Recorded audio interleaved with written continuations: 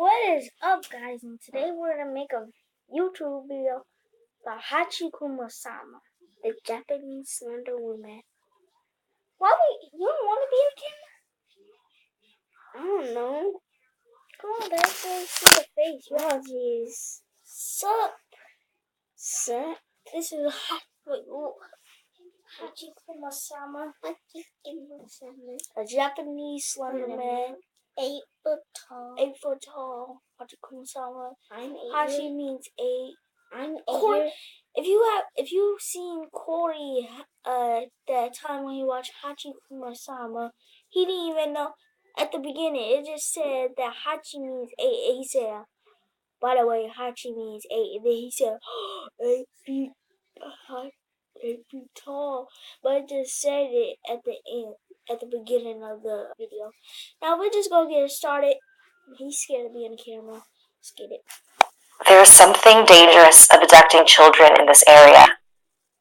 Hey, I'm Sapphire. Want to hear something scary?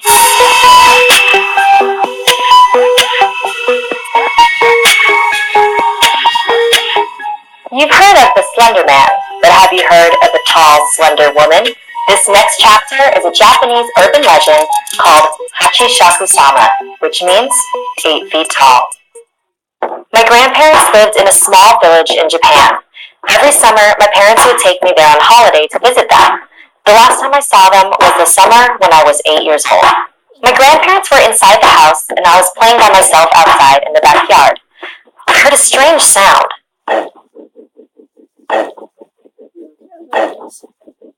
I didn't know what it was, and it was hard to figure out where it was coming from.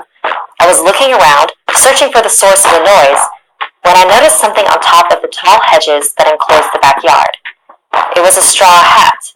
It wasn't resting on the hedge, it was behind it.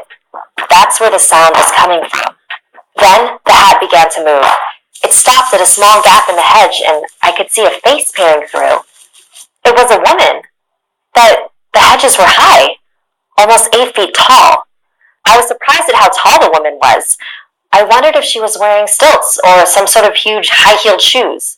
Then, a split second later, she walked off and the strange noise disappeared with her, fading into the distance. Confused, I got up and ran back into the house. My grandparents were in the kitchen drinking tea. I sat down at the table and told my grandparents what I had seen. They weren't really paying attention to me until I mentioned that distinctive sound. They both froze. Grandma's eyes grew wide and she covered her mouth with her hand. Grandpa's face became very serious and he grabbed me by the arm. This is very important, he said, very intensely. How tall was she? As tall as the garden hedge? Where was she standing? When did this happen? What did you do? Did she see you? I tried to answer all his questions as best as I could. He rushed out to the hallway and made a phone call. I couldn't hear what he was saying, but after he hung up, he walked out the door. Grandma, what's going on? There is something dangerous abducting children in this area, she said.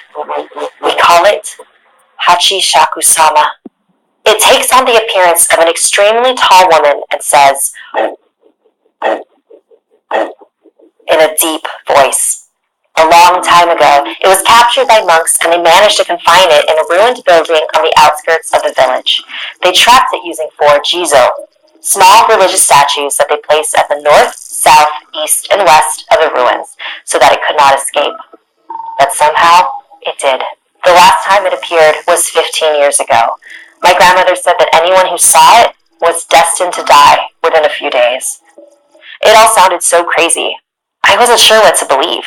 Just then, my grandpa came back, but with an old woman who called herself Keisan.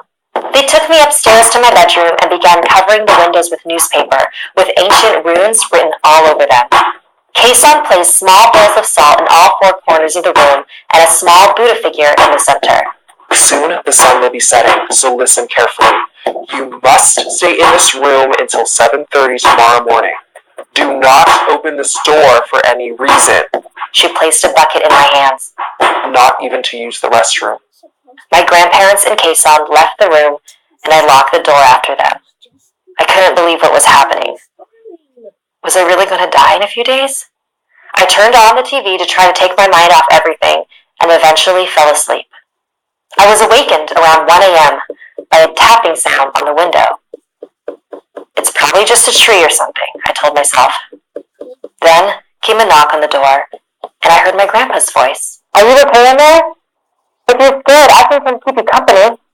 Hearing his voice was such a relief that without thinking, I rushed over to the door. But something didn't feel right. I looked at the bowls of salt in the room. All 4 of them had turned black. And then I heard the sound again. The tapping on the window continued. I knelt in front of the Buddha and began to pray. I was so terrified and caught up in my chanting that I didn't realize the sounds had stopped. I checked my watch. It was 7:30 a.m. Carefully, I opened the door and ran to my grandparents. We all got in a van and headed straight for the airport. Apparently, there were others who had escaped the grasp of Hachisaku-sama, as long as they never stepped foot in Japan again.